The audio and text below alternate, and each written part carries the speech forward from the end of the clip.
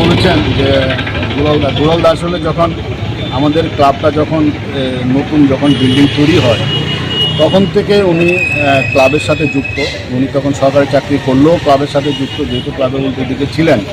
এবং আমরা যখন ওই ক্লাব ভাঙার পর যখন আমরা জিনিসগুলো নিয়ে আইএমএতে রাখি, প্লাস যখন আমরা সকালবেলা যখন মেস্তরি আসতো, আমি ভোরবেলা আসতাম, দুলালদাও আসতো, নিজে আমরা দুলালদা সহ ইট টেনেছি, আমার সব কথা আজকে মনে পড়ে। এবং এই মালগুলো যখন আমরা আইএমএতে রাখি, দুলালদার একটা বড় ভূমিকা ছিল। এই যে নতুন ক্লাব যে তৈরি হয়েছে আমাদের, এই ক্লাব তৈরি ক্ষেত্রে দুলালদা মেম্বার না হওয়া সত্ত্বেও দুলালদার একটা বড় ভূমিকা ছিল। এবং আমাদের জিনিস যাতে এখান থেকে যে রড রাখতাম, বালু এই ইট রাখতাম, এগুলো যাতে নষ্ট না হয়, এগুলো দুলালদা ওনার ক্লাবকে ইউজ করে এগুলোকে মানে দেখা যত্ন করা থেকে শুরু করে অনেক ভূমিকা ওনার এই ক্লাবের জন্য আছে। তাছাড়া এই যে আমাদের ক্যাবেল লাইন থেকে শুরু করে সব কিছু সমস্যা হলে দুলালদাকে বলতাম, দুলালদা এগুলো আমাদের ম্যানেজ করে দিত। তো আজকে দুলালদা আজকে সকালবেলা প্রয়াত হয়েছেন, এটা আমাদের পক্ষে এবং প্রেস ক্লাবের পক্ষে একটা বিশাল ক্ষতি।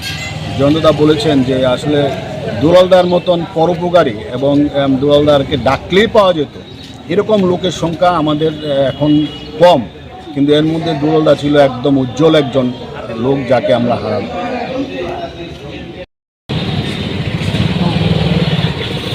দুলাল চক্রবর্তী মারা গেছেন, ওনার স্মৃতিতে কী বলবেন? না, অত্যন্ত দুঃখের এই মৃত্যু। কারণ দুলালদা ছিলেন একজন একনিষ্ঠ সাংবাদিক। একসময় উনি সরকারি কাজ করতেন, তারপর ভলান্টারি রিটায়ারমেন্ট নিয়ে উনি সর্বক্ষণের জন্যে সাংবাদিকতা করতেন। তো ব্যক্তিগতভাবে উনি ছিলেন আমার অগ্রজের মতো। এছাড়া ওনার বাড়িটা প্রেস ক্লাবের ঠিক উল্টো দিকে হওয়াতেই বেশিরভাগ সময় উনি আমাদের প্রেস ক্লাবেই থাকতেন। এবং উনি ছিলেন একনিষ্ঠ পড়ুয়া, এখানে এসে কাগজ ইত্যাদি পড়তেন, আবার অনেক বই পড়তেন উনি।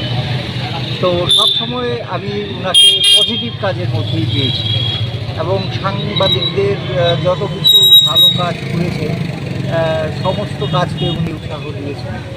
তো তার মৃত্যু আমাদের কাছে একটা অপূরণীয় ক্ষতি, কিন্তু কিছু বলার নেই, মৃত্যুকে তো আর ধরে রাখা যায় না। তো এই যে ক্ষতিগুলো সেটা